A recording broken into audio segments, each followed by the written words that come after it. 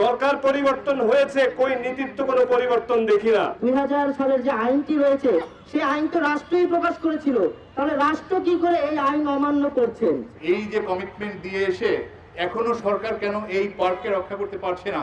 যতদিন পর্যন্ত না থামবে এবং এর পেছনে যারা যারা দায়ী তাদের যে বিচার না হবে আমরা কিন্তু সরবো না। যেটা হয়েছে এর জন্য যারা যারা দায়ী প্রত্যেকের শুধু তাদের ক্ষমা চাইলে হবে, তাদের বিচার করতে হবে, বিচার করতে হবে এবং থামাতে হবে।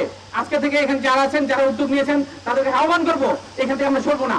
যতদিন পর্যন্ত না থামবে এবং এর পেছনে যারা যারা দায়ী তাদের যে বিচার না হবে আমরা কিন্তু সরবো না। এখন উদাহরণ সৃষ্টি না করলে এই বাটপাতদের থামানো যাবে না। আজকে কেন আমরা রাস্তায় এসে চিৎকার করব? আগেও আমরা চিৎকার করেছি, এখনো চিৎকার করেছি। এখানে এই যে যন্ত্রটা দেখেছেন, আমরা যাওয়ার সাথে সাথে আবার গভীরভাবে কাজ শুরু হবে। এই যে গাছটা আছে, আপনি এসে গাছটা দেখবেন না, রাত্রেবেলা কাটা হবে। এতটুকু ভদ্রতা হবে। আমরা এই চোরের রাষ্ট্র চাই না। আমরা চাই রাষ্ট্র মুখোমুখি বলবে, আমাদের প্রশ্নের জবাব দিবে। আজকে কেন আমাদের সবসময় রাস্তায় নামতে হবে? আমরা একটা এমন ব্যবস্থা চাই। পরিবেশ অধিদপ্তর আছে, তারও তো দায়বদ্ধতা আছে। পরিবেশ অধিদপ্তর এখানে এসেছে, পরিবেশ অধিদপ্তর কি এখানে ছাড়পত্র দিয়েছে?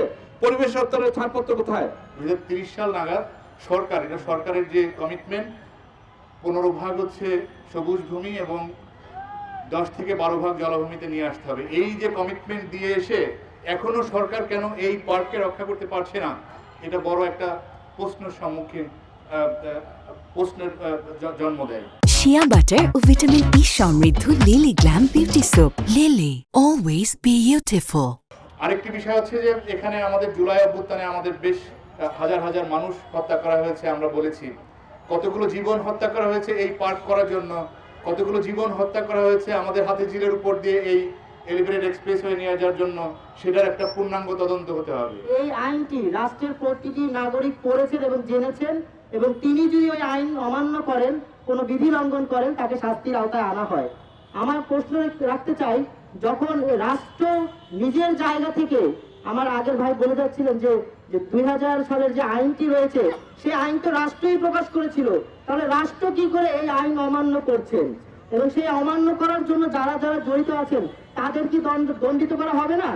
যদি তারা দেশের বাইরেও চলে যেতে থাকেন, তাহলে পরিবেশ আইনের আওতায় তাদেরকে দেশে ফিরিয়ে এনে জনসম্মুখে শাস্তির আওতায় আনা হোক। উন্নয়নের নাম কি শুধুমাত্র কতিপয় এই মানুষের জন্য যারা হচ্ছে এই ধনিক শ্রেণী? তাহলে এই প্রাণ, প্রকৃতি, পরিবেশ, এই কীট পতঙ্গ, পশু পাখি, নদী নালা, এগুলো কোথায় যাবে? আমরা কি করছি আসলে? আমরা কি করতে এসেছি আসলে? এই দেশটাকে আমরা কাদের হাতে দিয়েছি? সরকার পরিবর্তন হয়েছে, কই নীতিত্ব কোনো পরিবর্তন দেখি না। সূর্যের আলো কখনো এইখানে বিরান ভূমি দেখছেন, এখানে প্রবেশ করতো না, কারণ এতই পরিমাণে ঘন বন ছিল। সেই বনটা ধ্বংস করে যে পরিকল্পনা করেছে, এই বনটা ধ্বংস করে যে পরিকল্পনায় সরকার থেকে বা নানান জনকে ম্যানেজ করে সে বিখ্যাত হওয়ার চেষ্টা করেছে, সেই লোকগুলার পরিচয় জানা দরকার।